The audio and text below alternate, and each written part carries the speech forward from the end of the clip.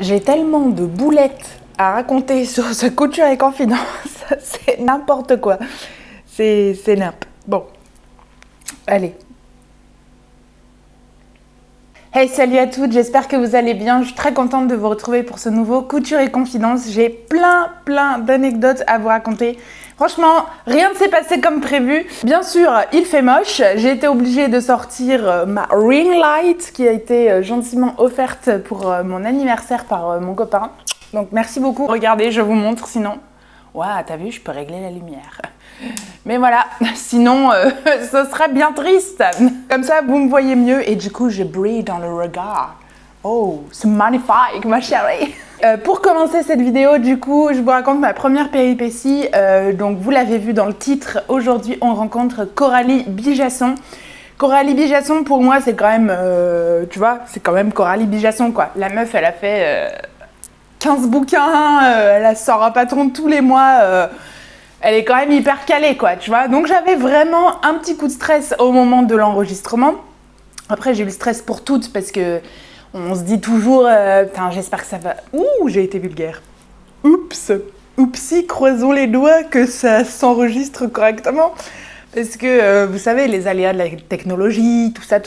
On fait le premier couture et confidence. J'étais pas dans mon cadre habituel, mais bon, pas de problème jusque-là. On passe une bonne heure et demie au téléphone, tout ça, et donc je raccroche. Et là, je fais ce que je fais absolument à chaque fois que j'enregistre une vidéo. Je vérifie que ça s'est bien enregistré. Comment vous dire? Je voyais bien Coralie sur l'écran. Je la voyais bien bouger les lèvres, mais on n'attendait absolument rien. J'étais dans un état de honte, mais un truc de ouf, parce que, enfin, voilà, encore une fois, Coralie Bijasson, quoi. Donc, je la rappelle tout de suite, j'étais à deux doigts de chialer. Je vous le dis, j'étais à deux doigts de chialer. En lui disant, en fait, j'ai pas eu de son sur la vidéo.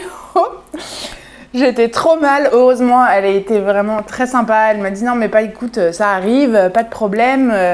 On se recale une date, on se retourne tout ça. Donc vous avez la V2 de cet enregistrement et j'arrête tout de suite de parler et je vous laisse tout de suite avec Coralie que cette fois vous entendrez puisque le son a fonctionné. Bien, donc j'ai 46 ans.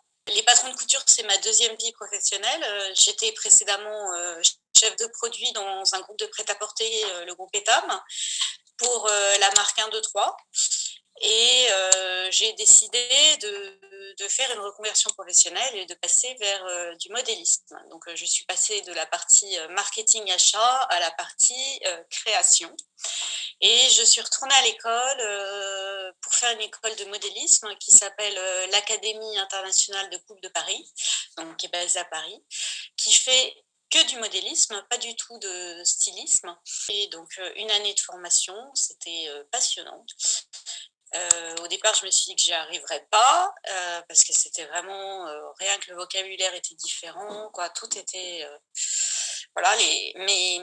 Les autres étudiants qui étaient avec moi, eux sortaient d'années dans des bureaux d'études, quoi, dans des studios de développement de produits. Donc, je me sentais pas tout à fait à la hauteur, mais bon, voilà, ça s'est fait. Et, j'ai adoré. Et moi, je voulais absolument devenir indépendante.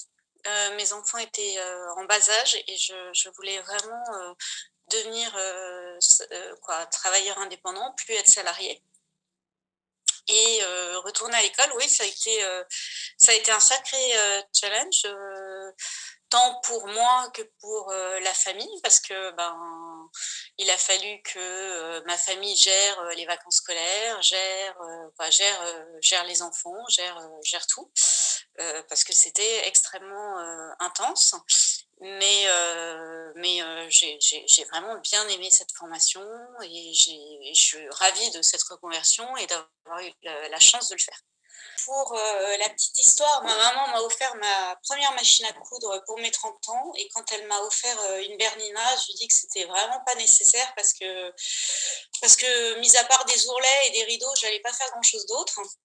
Bon, elle a eu raison parce qu'aujourd'hui, plus de 15 ans après, je m'en sers toujours au quotidien et je suis bien contente d'avoir effectivement une machine plutôt haut de gamme. Je la remercie tous les jours. Donc moi, je cousais, j'ai toujours cousu, mais comme un loisir en fait. Hein. Au départ, j'avais pas du tout envisagé d'en faire mon métier. Je pensais que j'allais plutôt faire du sur-mesure, de la clientèle particulière. Et en fait, rapidement, je me suis aperçue que c'était absolument pas, que c'était difficile. C'était très difficile, que c'était très chronophage et très difficile d'être rémunéré au temps passé. Je continue à faire des projets quand c'est des projets qui sont sympas, hyper créatifs, mais ça reste vraiment hyper marginal. Alors, en sortant de l'école, j'ai eu l'opportunité de faire un premier livre pour Hachette qui s'appelait Dressing Chic. Dressing Chic. Ils cherchaient une modéliste pour faire. Ils avaient déjà fait un livre avec Hachette, avec une autre modéliste, et les deux auteurs cherchaient un nouveau modéliste. Et donc voilà, je suis tombée sur ce projet juste en sortant de l'école. Alors ça a été un énorme challenge. J'ai eu énormément de stress sur ce projet. Ça me mettait la barre directement assez haut. J'ai mis, je pense, 9 mois à faire le livre, avec énormément d'implication. Également, quand je suis sortie de l'école, je faisais tous les costumes de théâtre pour une troupe de 25, à peu près 25 acteurs. C'est une troupe qui joue dans les hôpitaux pour les enfants malades. Donc, ce sont les acteurs sont des jeunes enfants, pas des jeunes enfants, ils sont entre 12 et 17 ans. Et ils jouent tous les mercredis dans les hôpitaux. Donc moi, c'était un projet qui me tenait à cœur. J'ai fait pour eux les costumes, à peu près 25 costumes par an pendant 5 ans, je pense. Et également, quand je suis sortie de l'école, donner des cours de couture à des adultes handicapés qui étaient inaptes au travail, donc qui n'étaient pas dans des... Je ne sais pas comment ça s'appelle maintenant, mais à l'époque, ça s'appelait des ESAT, c'est-à-dire des centres d'apprentissage par le travail. Donc eux étaient inaptes à être dans ce genre de structure, étaient vraiment assez dépendants. Et donc c'était pareil, un projet qui avait du sens pour moi, sur lequel je me suis investie, je pense, pendant 3-4 ans. Et puis après, la direction a changé et on était parti dans une démarche de rentabilité, pas de rentabilité, mais de productivité. Et donc je trouvais que ça n'allait plus dans le sens dans lequel je m'étais investie. Donc j'ai arrêté et puis voilà, ma marque de patron, pareil, s'est lancée plus ou moins en parallèle. Donc bon, j'étais déjà bien occupée et j'ai aussi donné des cours en école du CP au CM2. Donc ça aussi, c'était très sympa d'avoir des petits jeunes avec des projets rigolos. Maintenant, je ne fais plus que mes patrons. Et fin 2014, début 2015, je crois que j'en ai lancé 13 ou 14 quand j'ai lancé la marque. La marque, c'est moi le patron. Alors moi, mon leitmotiv, c'est toujours intemporel et féminin. Donc j'avais énormément de vestes quand je sais plus, j'avais une veste tailleur, une veste smoking, un boléro, un perfecto, un manteau. Donc j'avais en tout cas 5 vestes. Après, j'ai lancé aussi des super basiques, super faciles pour débutants. Donc il y avait à la fois d'un côté un peu expert avec la veste de tailleur et à la fois du super débutant avec une jupe rectangle, droite, avec une taille élastiquée. Un de ces patrons, donc, qui date de 2014 existe toujours. Donc moi, la particularité, c'est que je lance un modèle tous les mois. Ils sont lancés, bon, pas au départ. Au départ, je l'avais pas lancé en PDF, mais maintenant, systématiquement, en fait, quand un patron sort, il sort à la fois en PDF et et à la fois en pochette, parce qu'en fait, je me suis aperçue que il y a des inconditionnels du PDF et des inconditionnels de la pochette, et que c'est vraiment l'un ne détruit pas l'autre. Alors c'est sûr que quand on fait des PDF, on prend un risque parce que c'est facile de, si je t'envoie un PDF, en fait c'est un fichier que tu peux balancer à tout ton carnet d'adresses. Donc effectivement, c'est un risque que je prends. À l'origine, ils étaient que en pochette. La production des pochettes était faite à la maison, par moi-même. Et bon, maintenant ce n'est plus le cas. Je fais produire et voilà, ça me dégage du temps pour faire des choses plus intéressantes. Ah ouais, alors le pour et mes patrons, c'est des patrons donc intemporels et féminins. Donc c'est vrai que bah voilà, ma veste de tailleur aujourd'hui qui s'appelle Nathalie, et ben elle est toujours en vente, et ça reste et ça restera voilà un fond de garde-robe. J'ai pas mal de produits qui sont des fonds de garde-robe. Après, il y a des produits plus originaux, mais il y a vraiment volontairement des produits qui sont. J'ai un chemisier, même deux chemisiers qui sont tout à fait basiques. J'ai vraiment le vestiaire basique et des choses plus, plus originales. Voilà.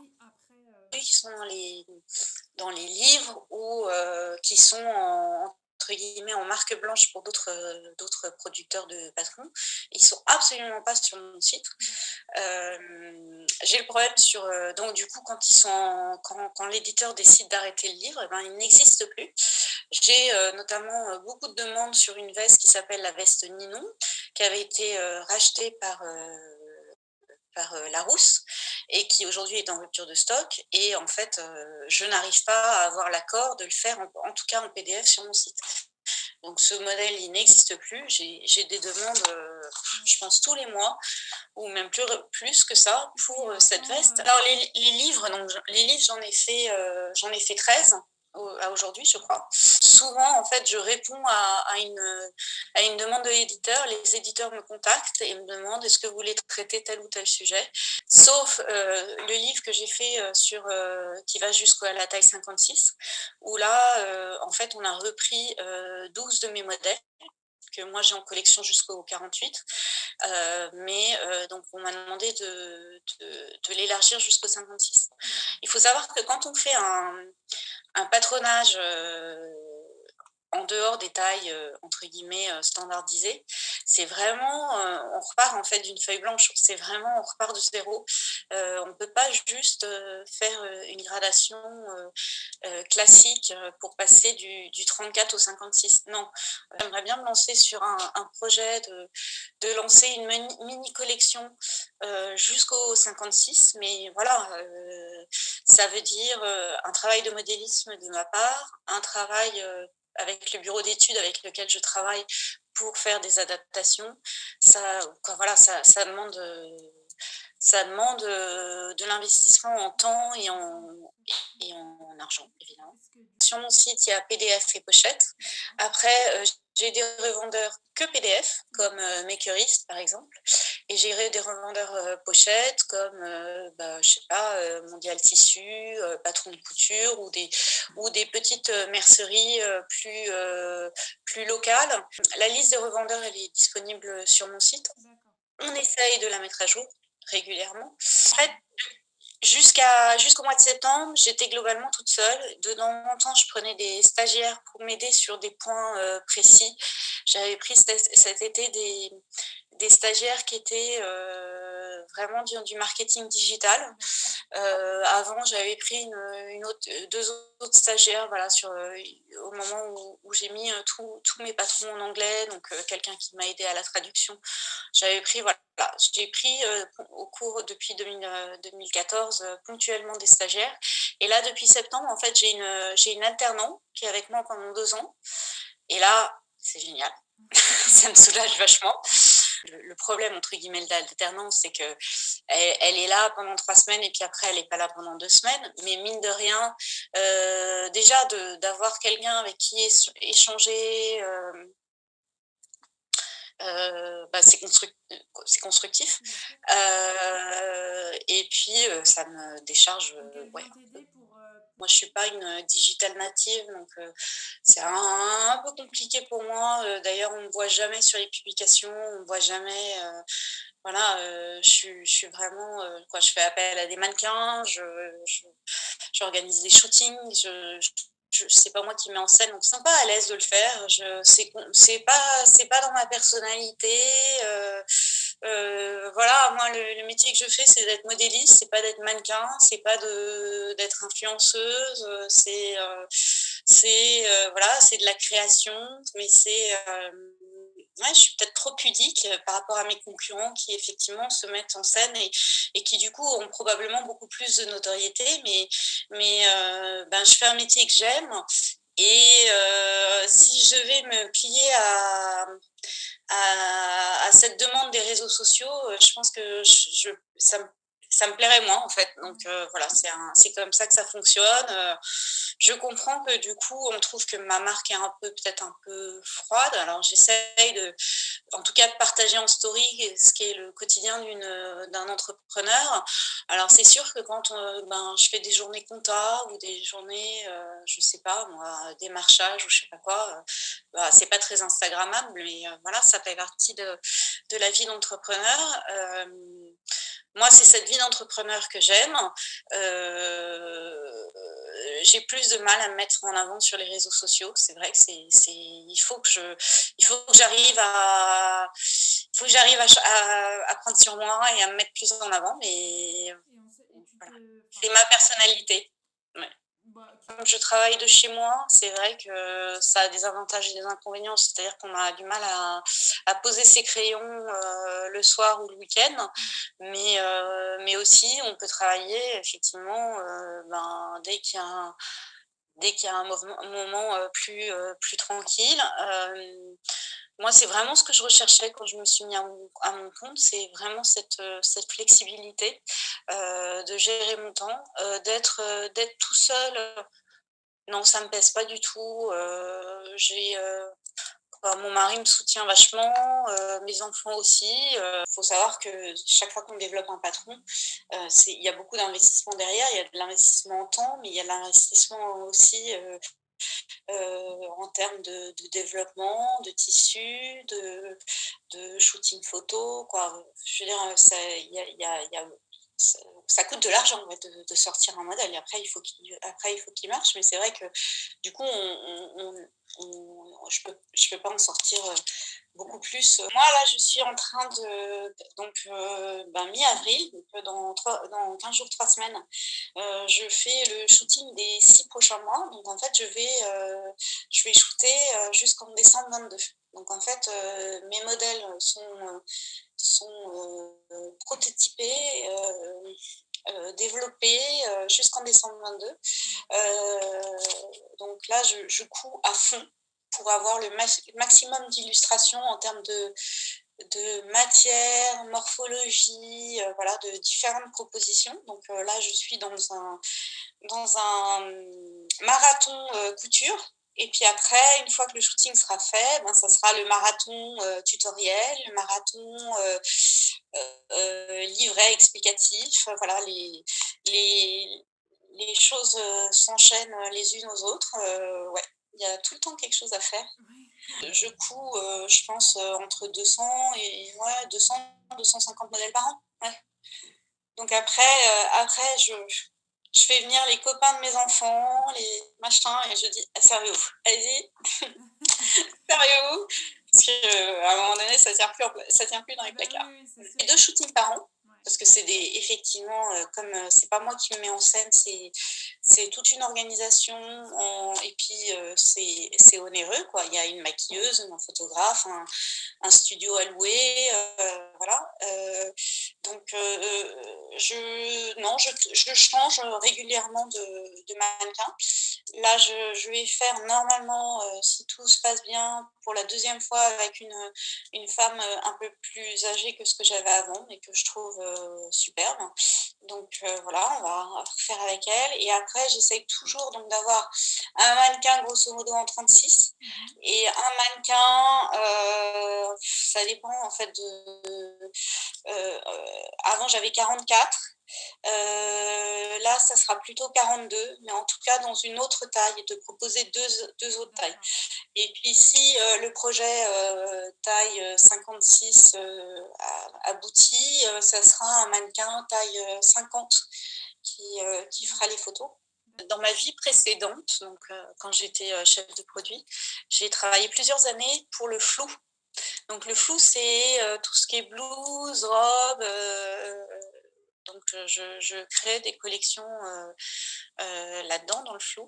Et c'est vrai que la matière phare que j'adore, moi, c'est la viscose.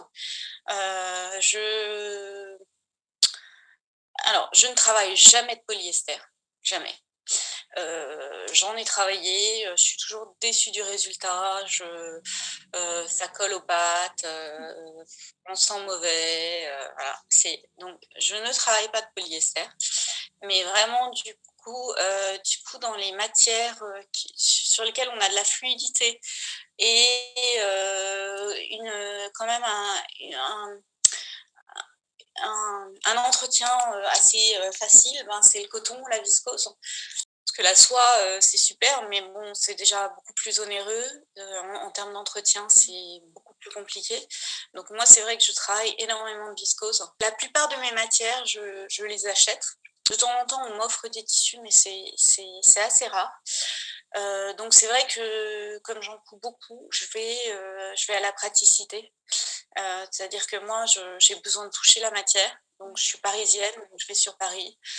Donc c'est vrai que je vais souvent dans les mêmes endroits, marché Saint-Pierre, soit à Bobigny, chez Benitex, soit voilà, parce que j'ai besoin de toucher, j'ai du mal à acheter en ligne. Au départ, je cousais beaucoup de noir et en fait, ça rend rien en photo. Donc même si c'est ce qui porte au quotidien, je peux pas coudre de noir. Voilà. J'adore le pot de bête. C'est vrai que j'adore le pot de bête. Je trouve que c'est hyper facile à porter. Ouais, c'est intemporel, ça reste c'est féminin. C'est vrai que le pot de bête, c'est super. Sinon, la viscose, ça se porte toute saison. Et puis, il y a une telle diversité d'imprimés, de grammage de la matière. Effectivement, on peut l'avoir toute saison. Un crêpe viscose, c'est super pour une robe d'hiver. C'est super. L'inspiration, c'est beaucoup d'observations. Bon, c'est sûr que je suis abonnée à des magazines, je regarde des magazines, mais mon inspiration, ça peut venir de nulle part. Ça peut venir d'une série télé que je regarde. Donc, le modèle, par exemple, du mois prochain, c'était une série dont je me souviens plus le nom, qui n'était pas particulièrement bonne, mais bon, à un moment donné, l'actrice avait une découpe sur sa robe que je trouvais super avantageuse et super jolie. Donc le modèle effectivement du mois d'avril reprend cette découpe que j'ai vue dans cette série. C'est une découpe donc qui souligne la poitrine et qui descend dans la taille. Donc je trouvais ça super joli. Sinon, ça peut être n'importe où. Ça peut être en faisant mes courses. Je vois quelqu'un. Il y a un autre modèle, par exemple, qui s'appelle Angoun, qui est une robe chemise. Eh bien, ben ouais, c'est une femme que j'ai vue en faisant mes courses, qui avait pareil une découpe qui était, elle était un peu ronde, cette dame, plutôt ronde, ouais, même. Et je trouvais que cette découpe était super saillante, la mettait vachement en valeur. Donc voilà, c'est une pince poitrine qui est de biais et qui finit dans la poche. Et je trouvais que voilà, ça affinait, que c'était très joli. Donc ça peut venir vraiment ouais, globalement, ça vient de beaucoup d'observations. Alors en général, moi, quand je croise des gens dans la rue, je suis capable de vous dire de te dire comment ils sont habillés, en tout cas les couleurs ou les formes qu'ils avaient. incapable de me souvenir de leur visage. Donc, je suis très mauvaise. De temps en temps, on me croise, on me dit: «Ah, je t'ai vu là» ou je sais pas quoi. Moi, je sais pas. Je suis pas très bonne pour ça, mais effectivement, je, je sais voir le volume qu'ils avaient, la couleur qu'ils avaient. Ça peut être, ça vient un peu de partout. Ouais. Bon, alors là, ça devient compliqué parce qu'en fait, les robes, c'est A, les blouses, c'est E, les vestes, c'est N, les pantalons P et les jupes S. Et là, je suis un peu à court de A et de E. Donc c'est vrai que j'arrive vers des trucs plus originaux. Voilà. Mais bon, c'est pas grave. Hein. Parce qu'en fait, il y en a plein en fait, de A. Donc, comme je savais que j'allais faire plein de robes, je me suis dit, c'est bien, c'est plus facile que si j'avais commencé avec des X. Hein. J'ai pris beaucoup, beaucoup de temps à développer des bases.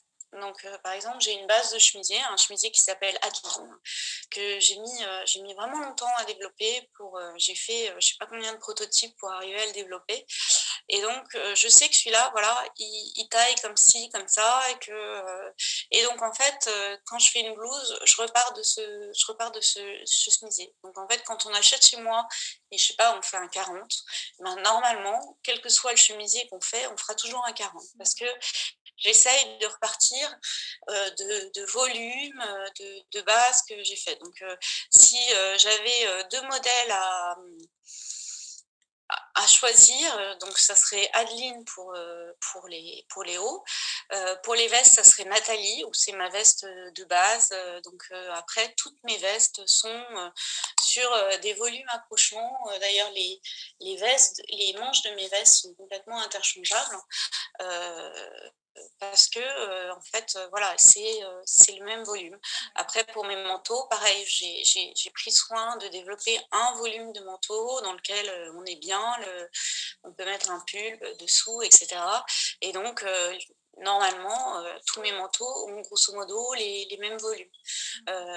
Vraiment j'essaye qu'une cliente qui m'a acheté un produit et qui a fait un produit dans une taille, et ben, la fois prochaine, elle soit pas surprise par la taille.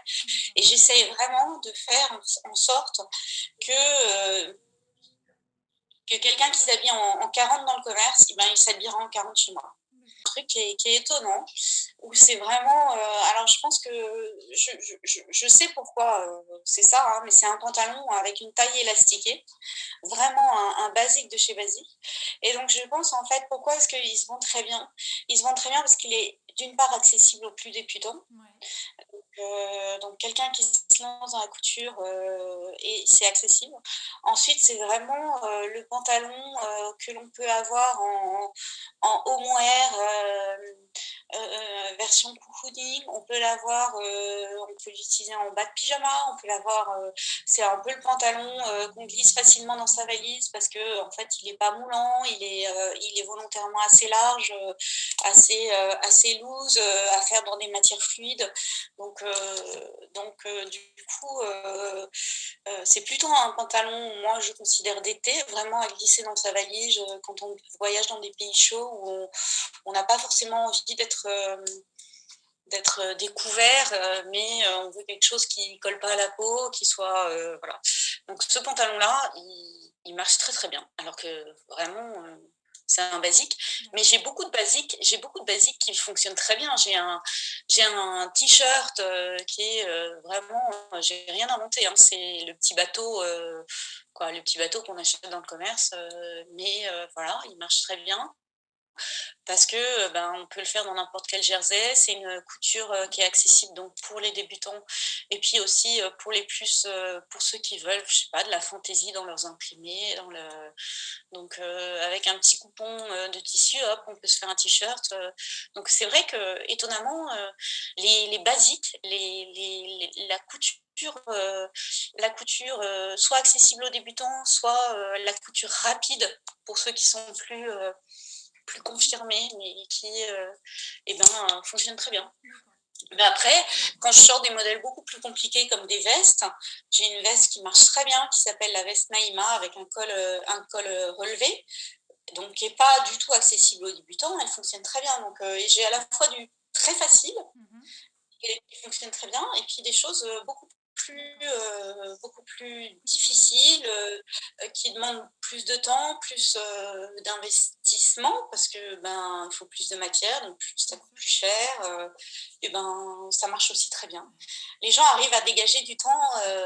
Moi, je suis étonnée, hein, quand je me suis lancée, je pensais que le gros de ma clientèle serait de la femme, quoi, qui a pas d'emploi, quoi, qui est soit de la femme au foyer, soit des retraités, soit voilà. Et en fait, j'ai énormément de clientèle qui sont des femmes actives avec des postes où je ne sais pas comment elles dégagent du temps, parce que la moindre couture, ça prend du temps. Mhm. Et ils arrivent à dégager du temps. Je suis assez bluffée. Et Globalement, c'est une communauté qui est dynamique, qui est assez bienveillante. C'est sympa aussi quand, par exemple, je suis en salon, c'est effectivement de rencontrer différentes personnalités avec différents styles, différentes morphologies et d'avoir leur feedback. C'est super sympa. ouais. Alors, le plaisir de faire soi-même, c'est extrêmement gratifiant. Ça prend énormément de temps, ça oblige à beaucoup d'humilité parce qu'il faut faire, défaire, apprendre de nouvelles techniques. Mais c'est tellement, gratifiant, d'arriver à faire un modèle qui nous va vraiment, dans la matière que l'on vou souhaitait, jusqu'au bout. Voilà, il faut commencer par des petits projets, par des jupes basiques. Je pense que le produit le plus accessible, c'est la jupe. Et progressivement, je sais pas, à chaque fois, se rajouter une petite difficulté supplémentaire et oser prendre des risques. Alors, on ne prend pas les risques, hein, sur un modèle ajusté dans une matière chère. Quand le modèle est ajusté, type des bustiers, type des choses décolletées, on est obligé de passer par une toile. Parce qu'on est tous différents, on a tous une hauteur de buste différente, une profondeur de bonnet, voilà. Donc les patrons restent entre guillemets un peu standardisés. Et après, il faut s'éclater, il faut oser. Je pense que quand on poud, eh ben, on ose se faire des choses qu'on n'achèterait pas dans le commerce. C'est vrai. On ose, je sais pas, se faire une veste à fleurs qui nous paraîtrait complètement improbable d'acheter en C'est disant vrai. mais si je la mets 3 fois, mon Dieu, après j'en aurais marre, machin. Mais ça, c'est la joie de pouvoir coudre, c'est de pouvoir faire des trucs peut-être improbables, mais bon, qui nous plaisent, dans des matières ou moi, souvent, je ramène de mes voyages des matières. Et du coup, à chaque fois que je les porte, j'ai l'impression de me retrouver dans le pays que j'avais visité. À chaque fois que je voyage, je ramène de la matière du pays. J'adore faire ça. Alors, bon, du coup, mes enfants et mon mari, ils en ont ras-le-bol de se taper les marchés au tissu de l'autre bout du monde, mais voilà, c'est comme ça. J'adore ça. En regardant ton feed Instagram donc avec Félicie, mon alternant, on s'est aperçu qu'en fait, tu aimais bien mettre en valeur le haut de ton corps, que tu avais une silhouette avec une taille assez fine. Tu aimais les choses qui mettaient en valeur ta taille et avec de jolis décolletés, pas forcément près du corps, sur le bas du corps. On est parti plutôt sur de la robe, mais ça aurait pu être de la blouse plutôt que du pantalon et de la jupe. Il y a un modèle, moi en ce moment j'adore faire des smokes, donc j'ai pas mal, quoi, j'ai pas mal. Là, j'ai 2 modèles avec des smokes et puis j'en ai un troisième qui va sortir cet été. Donc là, c'est un modèle avec des smokes qui est smoké sur toute la taille. Après, on a ou on n'a pas des manches, mais du coup, c'est ultra féminin. Ça donne une jupe dansante, donc c'est le modèle Alaya. Mhm. Donc la jupe le bas est dansant, le haut c'est une encolure V et avec donc toute de la sous-poitrine à la taille, donc vraiment je crois qu'il y a 11 rangées de smoke, donc sur à peu près une dizaine de centimètres, il y a des smokes, donc ça souligne vraiment la taille. Après, on était parti sur un esprit un peu bohème, avec une robe que au départ j'avais uniquement prévue. Je ne sais plus quand est-ce qu'elle est sortie, mais je pense que c'est en février ou mars l'année dernière. Dans ma tête, c'était vraiment une robe d'hiver. Bon, j'aurais dû la prévoir dès le départ, été comme hiver, mais du coup, j'ai fait un tuto pour la décliner en été sans manches. Mais donc, c'est une robe avec des manches longues. Et souvent, dans mes modèles, il y a ce poignet-là. Donc, il y a un poignet qui fait une dizaine de centimètres avec 3 boutons que je trouve super féminin. Et du coup, donc ça, c'est une robe qui s'appelle Abigail. Elle souligne la taille parce qu'elle a une taille marquée. Et après, elle a une jupe à 3 étages. Donc, c'est une jupe longue. Donc, ça, c'est. Tout le monde n'ose pas porter des jupes longues. Moi, je sais que je la porte super facilement. Donc, voilà, ça, c'est Abigail. Et après, une autre qui est un peu différente, qui est plus structurée, qui est le modèle qui est sorti le mois dernier, qui s'appelle Alpha, qui est une robe cache-cœur avec un col chemisier. Donc, ça, c'est un peu plus. Je dirais qu'en termes de difficulté, Alaya, ça serait la plus facile dès lors qu'on avait fait des essais de smoke avant. Parce que c'est le seul point un peu technique. Après, on a Abigail où il y a une pose de zip invisible. Donc ça peut faire peur. Et après, Alpha, qui est plus compliqué, parce que c'est un col tailleur.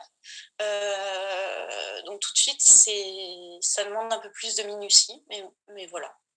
C'est super féminin. Et donc, Alpha, c'est une jupe courte, 47 cm sous taille. Je trouve qu'une robe, c'est hyper facile. En fait, il suffit de changer de paire de chaussures et on n'a pas du tout le même look.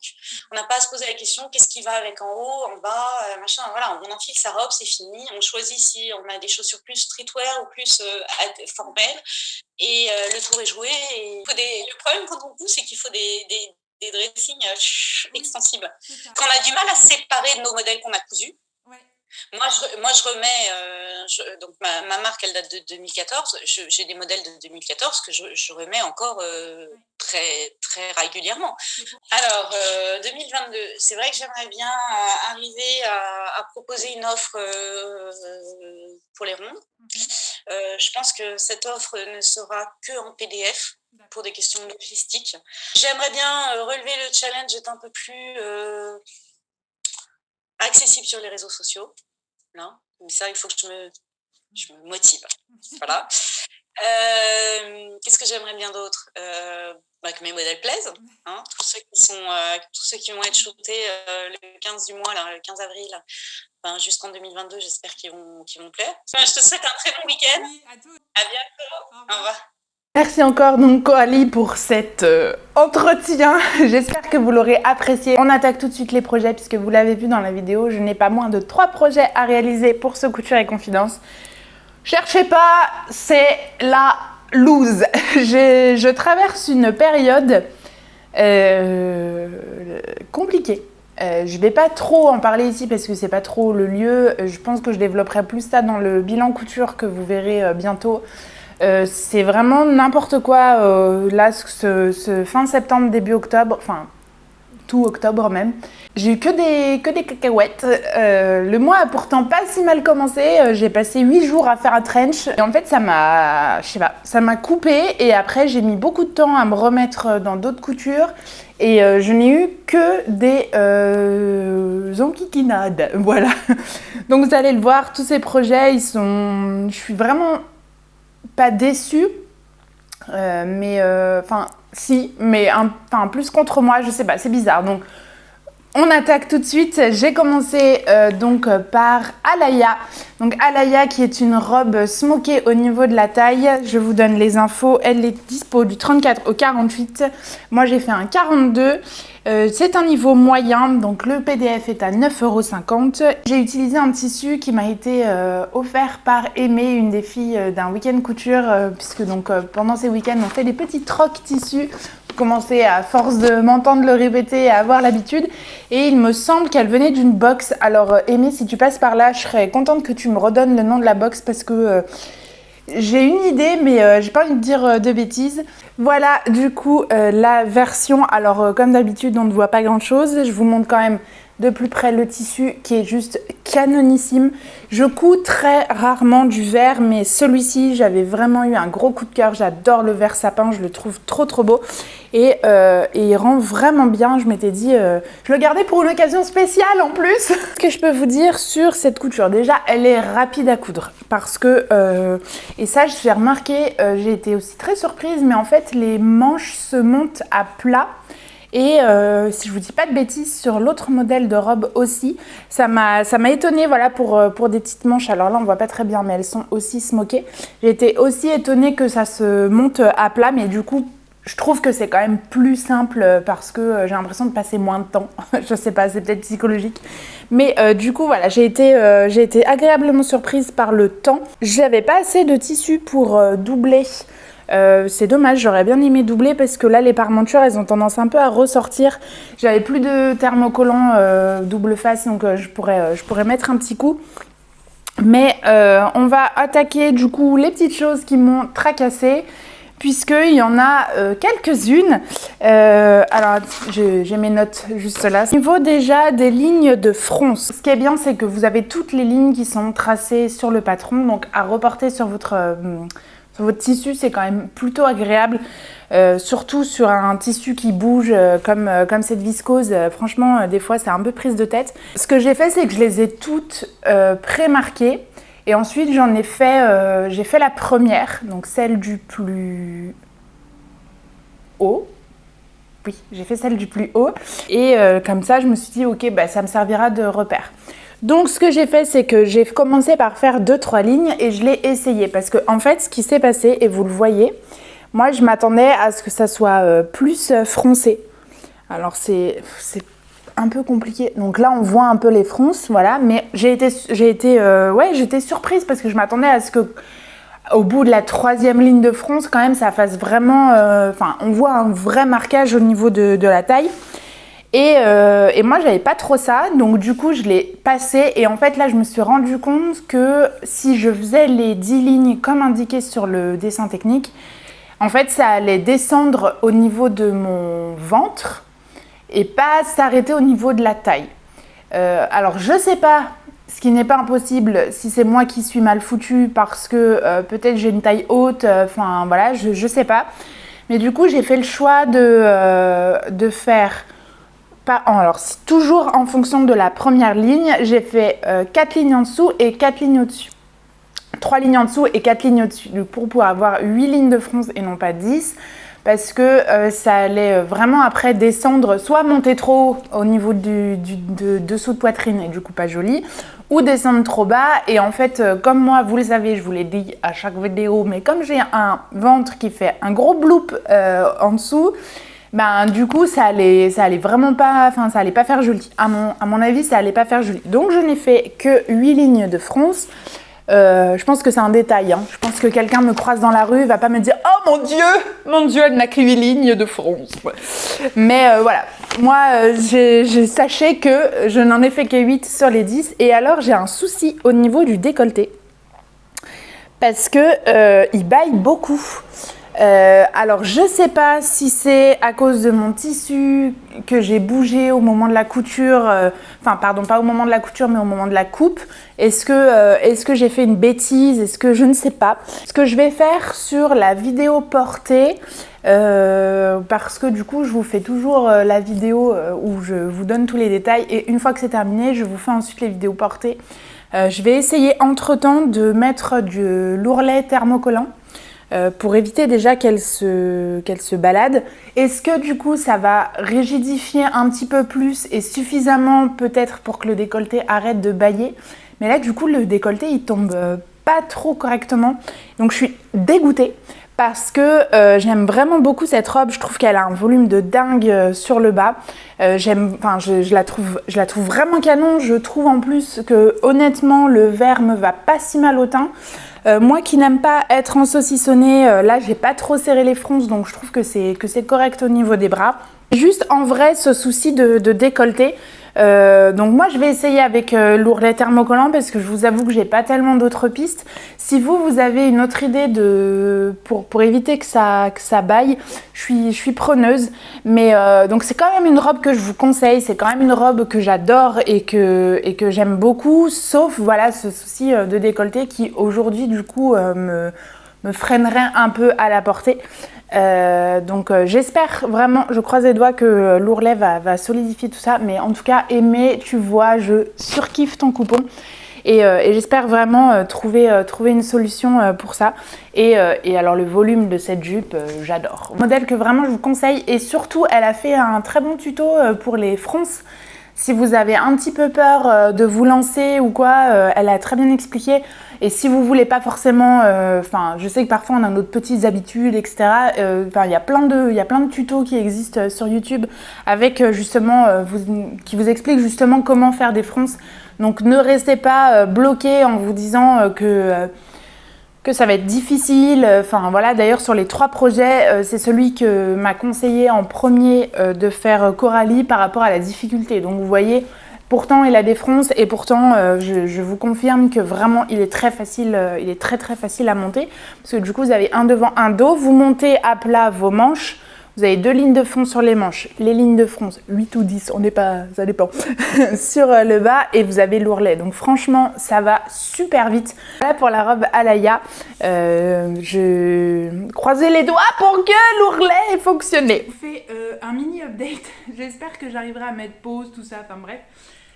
Du coup, j'ai préféré quand même vous refaire un petit speech. C'est quand même beaucoup mieux au niveau de l'encolure depuis que j'ai thermocollé. Par contre, du coup, j'ai quand même ici, vous voyez, on voit, c'est léger. Si je plaque, on voit un tout petit, voilà. Mais ça n'a quand même rien à voir avec... si je veux pas, voilà, faut que je me mette comme ça. Ce qui est très... voilà. Mais franchement, ça n'a rien à voir et ça m'a complètement du coup changé un peu mon opinion sur cette robe. Du coup, je la surkiffe. J'ai enchaîné ensuite avec la robe Abigail que je vous mets juste là. Donc la robe Abigail, pour moi en tout cas et pour Coralie, c'est une robe qui a un look assez bohème. Vous le savez peut-être pas, je sais pas si je l'ai trop dit ça. Je suis pas normalement ultra fan des robes à étages. Je trouve que ça a tendance un peu à me tasser. Et en fait, à la lecture du guide de montage, j'ai trouvé qu'on pouvait pas. C'était pas hyper évident de remplacer en fait les panneaux du bas par un seul et grand panneau. Donc je me suis dit, écoute, t'as choisi en plus un tissu qui est plutôt passe-partout, enfin qui est plutôt sobre parce qu'il est noir, vous allez le voir. Donc je me suis dit, bon bah voilà, ça te tassera pas trop et ce sera l'occasion peut-être de changer d'avis et de pas rester sur cet a priori parce que je me suis fait cette idée sur peut-être 1 ou 2 modèles que j'avais fait précédemment. Donc je me suis dit, bah voilà, peut-être que tu as tort et peut-être que en fait si ça te va bien. Je m'étais dit, ok, on change rien au patron, je la fais telle quelle. J'avais trouvé un tissu que je surkiffe, que j'avais payé 15 € les 3 mètres donc à mon magasin à côté, donc chez Laurent Tissu. Et je me suis dit, bah parfait, je l'avais tout de suite. En fait, en achetant le tissu, j'avais tout de suite vu cette robe-là. Donc vous voyez, ça se profilait plutôt bien. Entre-temps, en fait, pour vous dire la vérité, après que j'ai fini la robe que je viens de vous montrer, j'ai enchaîné par une autre robe. Ça s'est pas bien passé. Enfin ouais, voilà, ça s'est pas bien passé. Elle a fini à la poubelle. Je vous referai un update. Va suivre cette vidéo. Je me suis fait engueuler par Maureen, coucou Maureen, si tu passes par là, qui m'a dit ça suffit, tu vas la chercher dans la poubelle. Donc entre temps elle a été ressortie et terminée, mais en gros au moment où j'ai commencé Abigail, j'en étais là, j'étais sur un échec où je venais de gaspiller un tissu pareil que j'adorais et donc j'avais mis beaucoup d'espoir dans cette Abigail, voyez-vous.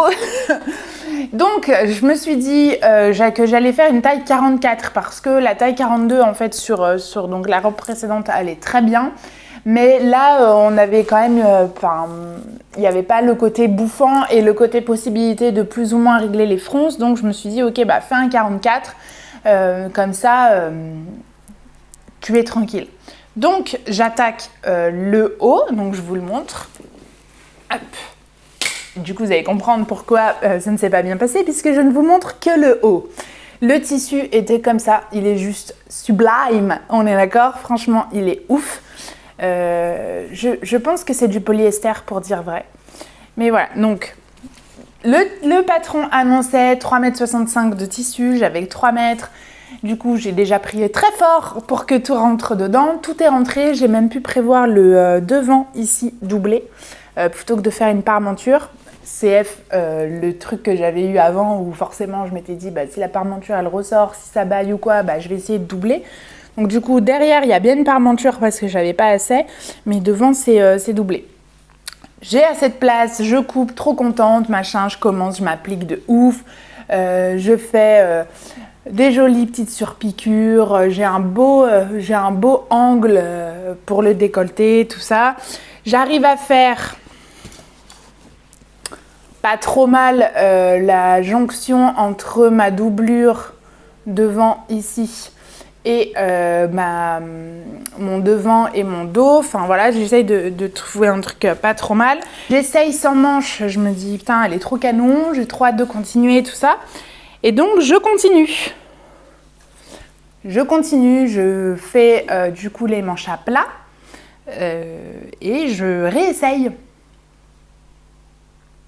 Et alors là, je me sens hyper serrée dedans. Franchement, et donc là, je me suis retrouvée comme ça.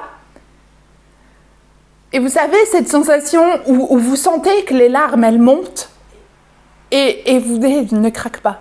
Ne craque pas, c'est pas grave. Donc du coup, ce que j'ai fait, j'ai décousu. Et j'ai réduit les marges de couture. Donc j'ai fait, je crois, 0,5 au lieu de...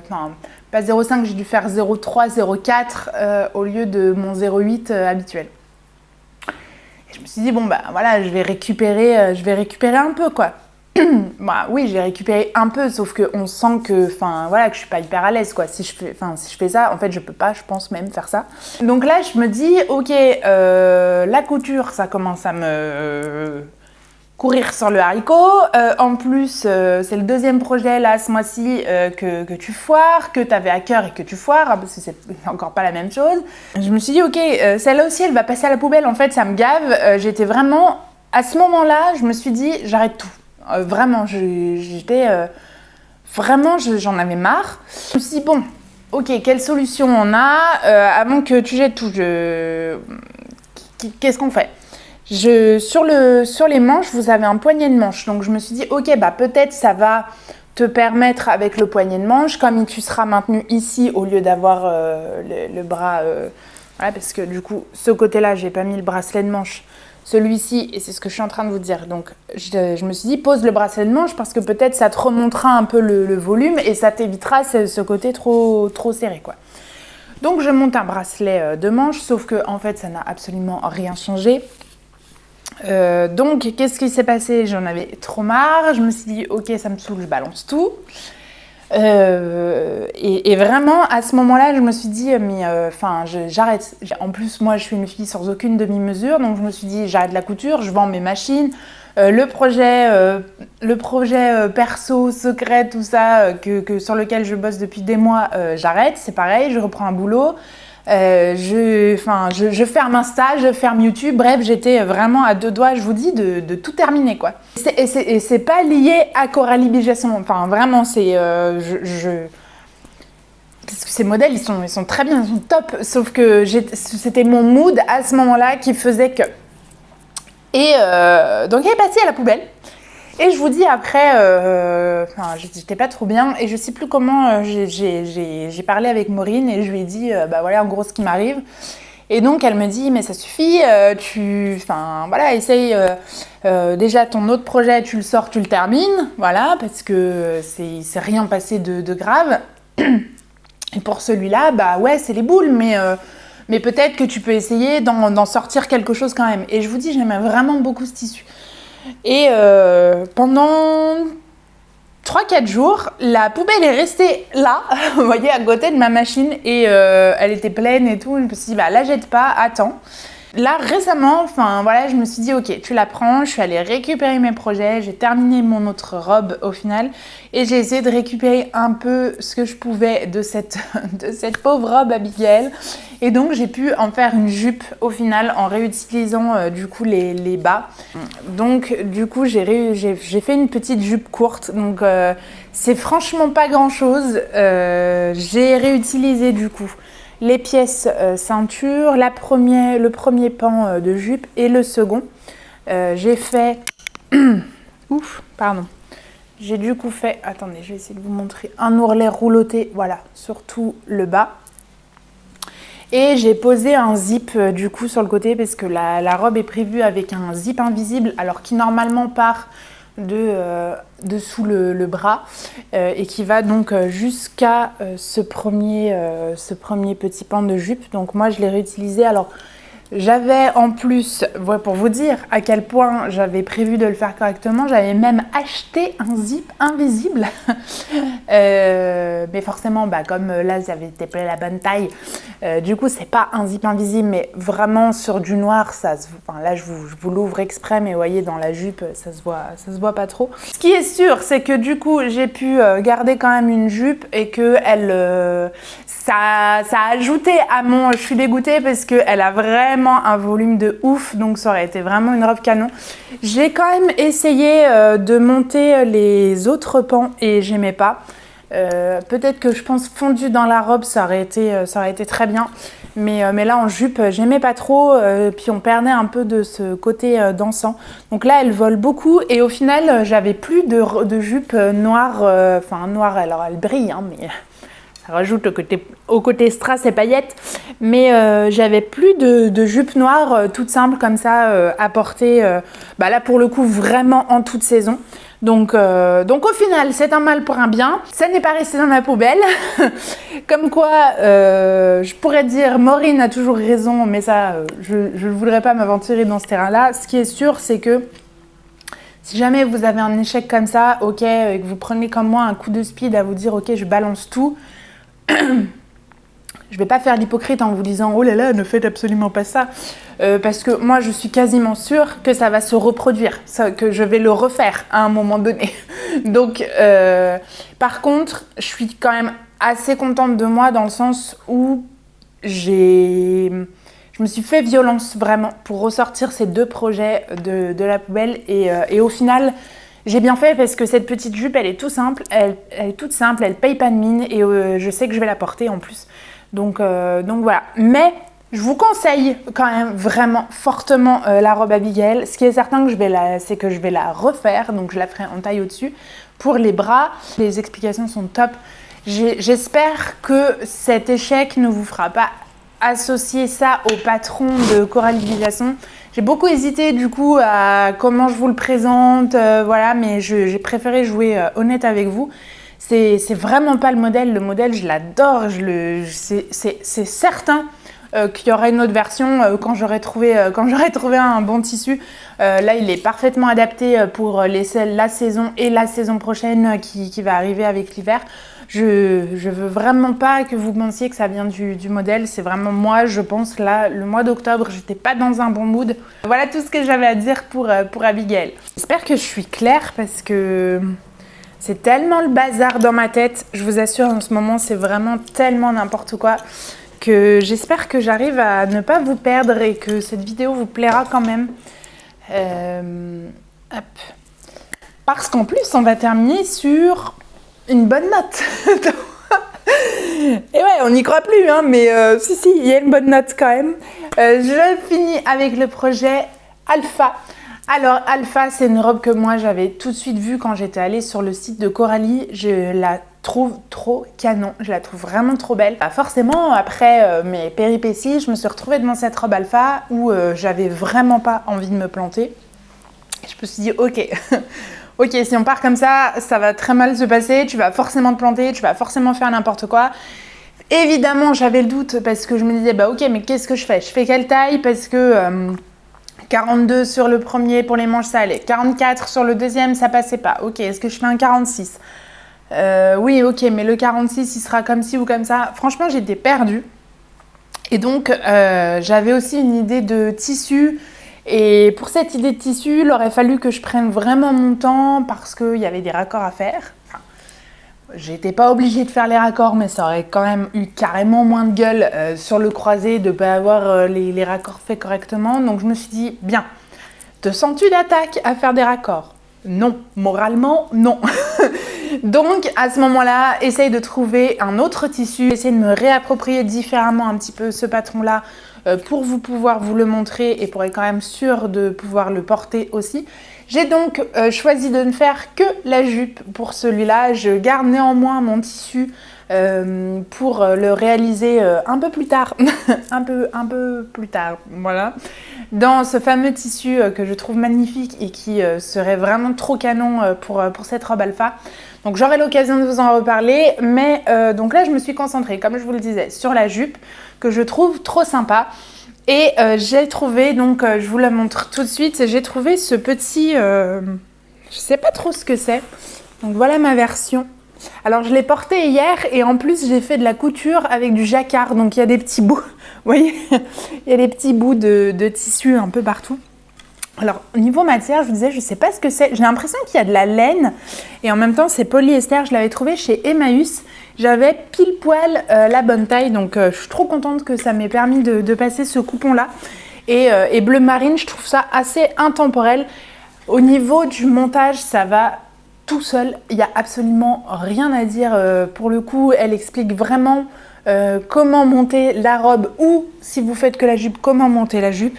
Je la trouve super bien. Vous avez le choix de la doubler ou non. Donc moi, c'est ce que j'ai fait. Je vais vous montrer la doublure que j'ai choisie, qui est un reste.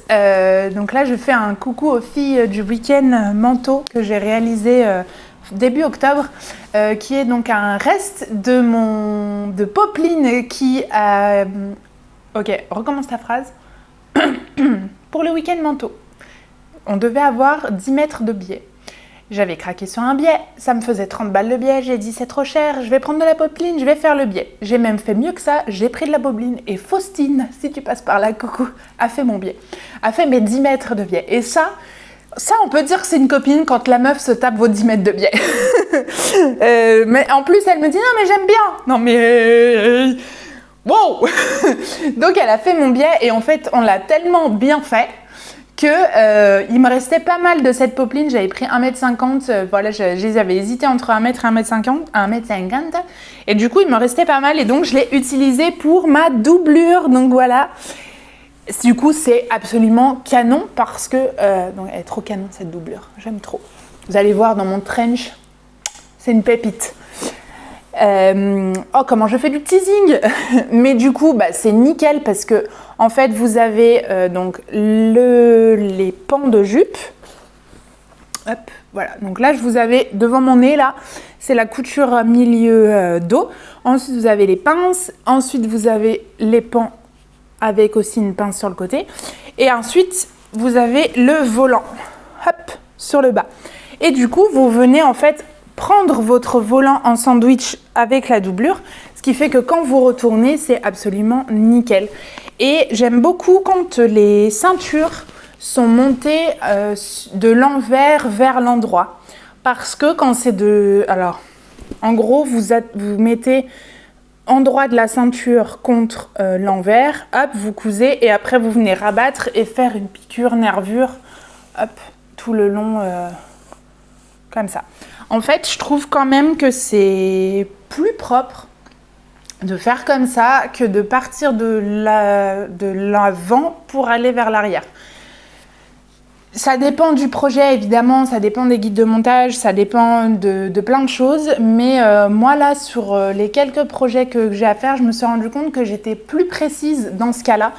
Parce que là, vous voyez, j'arrive du coup à bien suivre et à bien respecter les 2 mm. Alors après, de derrière, il y a des fois, je vais vous montrer, genre là, hop, là, ça part ici, alors que d'autres, c'est la couture, elle est là. Mais du coup, c'est pas grave, parce que c'est à l'intérieur. Alors que quand c'est dans l'autre sens, du coup, devant, c'est plus irrégulier.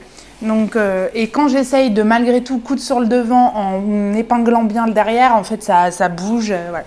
Donc, j'aime vraiment beaucoup cette particularité de montage.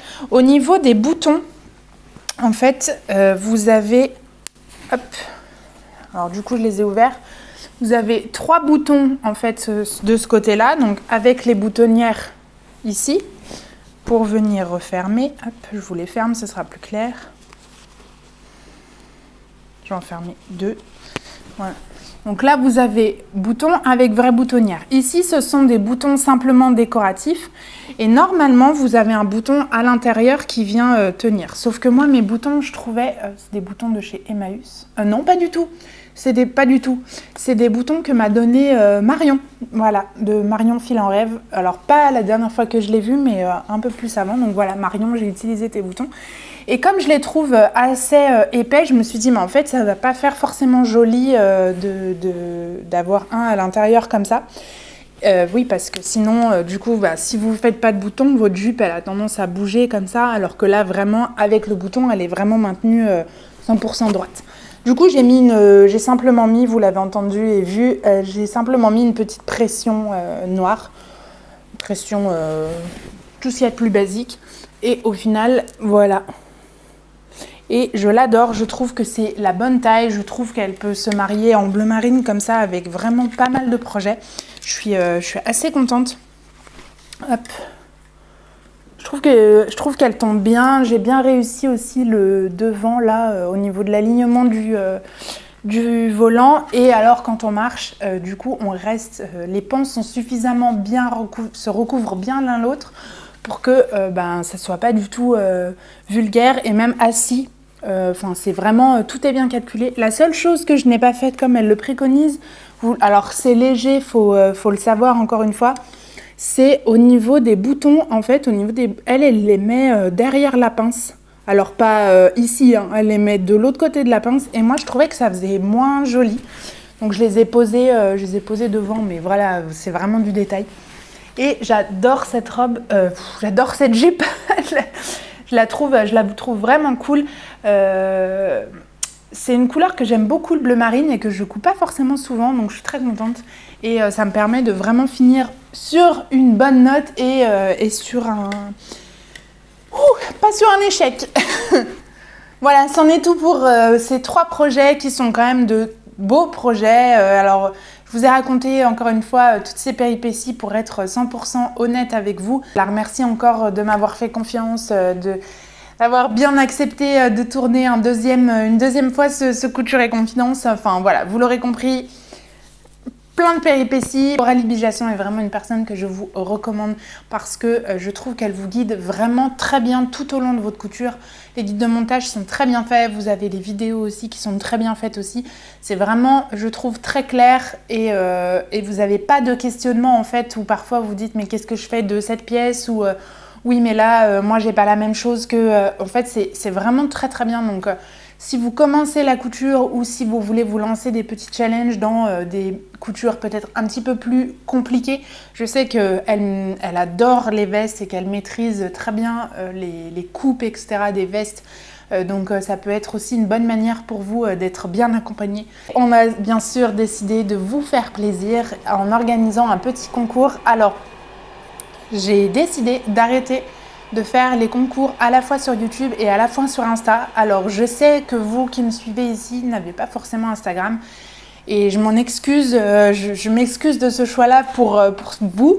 Mais en fait, à chaque fois que j'organisais un concours sur YouTube et que j'annonçais les gagnantes, j'ai essayé plein de manières différentes, mais personne ne s'est jamais manifesté. Je trouve ça un petit peu dommage au final parce que du coup, ça fait des participations pour rien, du coup, voilà. Et moi, ça me rendait un peu mal à l'aise aussi vis-à-vis des créatrices de dire, en fait, la fille, elle s'est pas trop manifestée, tout ça. Et sur Insta, j'ai jamais eu de problème. Donc, vous pouvez tout à fait jouer sur Instagram. Vous avez la possibilité d'inviter l'une de vos amies et vous deux remporterez un patron PDF ou pochette, puisque Coralie laisse gentiment le choix de choisir le format du patron que vous préférez. Et bien sûr, vous pouvez prendre le patron que vous souhaitez et votre amie peut prendre le patron qu'elle souhaite également. Vous n'êtes pas obligé de prendre le même. Donc ça, je trouve ça vraiment super. J'espère que vous comprendrez ce choix-là aussi par rapport aux participations. Je vous assure que si j'avais eu des réponses à mes messages, à mes bouteilles à la mer, j'aurais continué à vous proposer aussi des concours sur YouTube. Mais là, c'est trop compliqué à chaque fois pour moi et ça m'embête parce que